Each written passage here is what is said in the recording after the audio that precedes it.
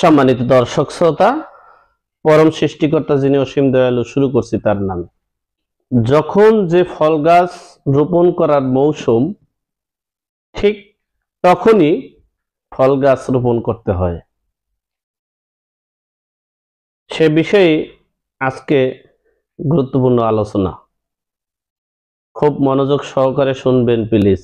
সেনাপ্রধান ওয়াকরুজ্জামান তিনি রয়টার্সের সাথে যে বক্তব্য দিয়েছেন, সেখানে তিনি স্পষ্ট বোঝাতে চেয়েছেন যে এদেশে সংস্কার করতে হবে দলমত নির্বিশেষে। এদেশে সকল অপরাধের বিচার করতে হবে দলমত নির্বিশেষে। এদেশের সংবিধান অনুযায়ী দেশ পরিচালিত হচ্ছে এবং হবে। সংবিধান মতে একটা নির্বাচন 5 বছর পর পর হয়। সেখানে 2028 সালের শেষ পর্যন্ত এই সংসদ চলমান থাকবে, আর 28 সালের শেষের দিকে জাতীয় নির্বাচন হবে। এই উপদেষ্টা মণ্ডলীর যারা আছেন, প্রধান উপদেষ্টা ডক্টর ইউনূস, তিনি উপদেষ্টা হিসেবেই থাকবেন এবং সকল সংস্কারের কার্যক্রমে সেনাবাহিনী তার পাশে থাকবে, এমনটাই মতামত পেশ করছে।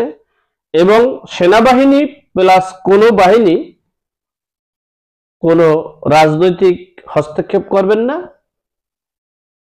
দেশের কল্যাণে, জনগণের কল্যাণে তারা কাজ করবে, সহযোগিতা করবে ডক্টর ইউনূসকে। তাহলে স্পষ্ট বোঝা গেছে বিষয়টা নিট অ্যান্ড ক্লিন। এরপরে আসেন সমন্বয়কারীরা যে আন্দোলন করেছিল, কোটা সংস্কার আন্দোলন, সেটা সফল হওয়ার পর তাৎক্ষণিক তারা পাকিস্তানের মদদে এবং বাংলাদেশের জামাত, শিবির, জঙ্গি, তালেবান সহ বিএনপি সকল দুর্বৃত্তায়নরা দেশে একটা অরাজকতার সৃষ্টি শুরু করছিল এবং সেখানে অনেক হতাহত হওয়ার সম্ভাবনা ছিল। কিন্তু প্রধানমন্ত্রী সেটা সম্ভাবনা থেকে কিছু সময়ের জন্য তিনি ভারতে গিয়েছেন। সময়ের ব্যবধানে সকল তাদের দুঃচক্র, দুর্বৃত্তায়ন সবকিছু প্রকাশ পেয়েছে। সমন্বয়কারীরা যারা 6 জন সমন্বয়কারী ব্যতীত সকল সমন্বয়কারীরা শিবিরের কলেজ, ভার্সিটির সভাপতি, সেক্রেটারি, সম্পাদক মণ্ডলী, কেউ বিএনপির ছাত্র দলের কমিটিতে আছেন, কেউ হেফাজত এবং অন্যান্য রাজনৈতিক দলের সদস্য আছেন। তারা তাদের নেতৃত্ব স্থান থেকে নেতৃত্ব জায়গায় চলে গেছেন। সমন্বয়কারীরা এই 6 জন তারা যাবে কোথায়? তারা তো সকল রাজনৈতিক দলের টাকা খেয়েছে, পয়সা খেয়েছে, তাদের লোকজন দিয়ে সমাগম হয়েছে এবং তারা একটা রাজনৈতিক দলও করেছিল, এটাও দেউলিয়া হওয়ার পথে।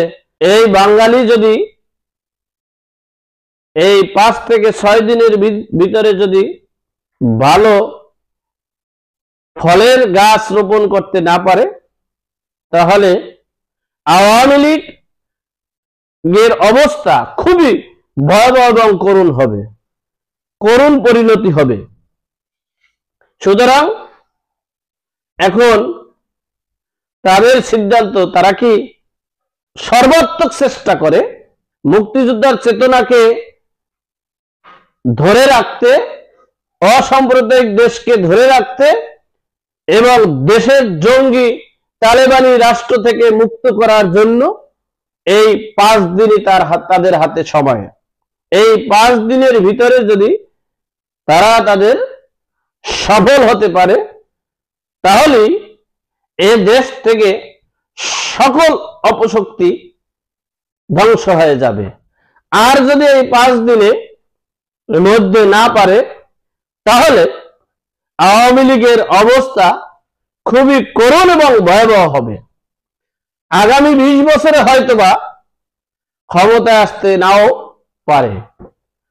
সুতরাং আমরা যে যেখানে আছি সেখান থেকে দেশের কল্যাণে, জনগণের কল্যাণে, দেশের সার্বভৌমত্ব রক্ষার্থে, অসাম্প্রদায়িক চেতনাকে রক্ষার্থে কাঁধে কাঁধ মিলে সকলে ঐক্যবদ্ধ হয়ে মাঠে নেমে দেশকে রক্ষা করুন, দেশ জাতিকে রক্ষা করুন, দেশকে জঙ্গির হাত থেকে রক্ষা করুন। আর যদি সেই রক্ষায় যদি এই 5 দিনে আমরা ব্যর্থ হই, তাহলে পিছনে যা হয়েছে তার চেয়ে ভয়াবহ হবে এই আওয়ামী লীগের অবস্থা, এমনটাই আশঙ্কা করা যাচ্ছে। সুতরাং আমরা দেশে নৈরাজ্য চাই না, আমরা দেশে অরাজকতা চাই না, আমরা দেশে তালেবানি এবং জঙ্গি এইদের উত্থান চাই না, আমরা দেশে শান্তি চাই, আমরা অসাম্প্রদায়িক দেশ চাই, আমরা সকলে ধর্ম বর্ণ শেষে সকলে কাঁধে কাঁধ মিলে দেশের কল্যাণে, জনগণের কল্যাণে কাজ করব, এমনটাই প্রত্যাশা রেখে আজকের মতো এখানেই বিদায় নিচ্ছি। ভালো থাকবেন, সুস্থ থাকবেন।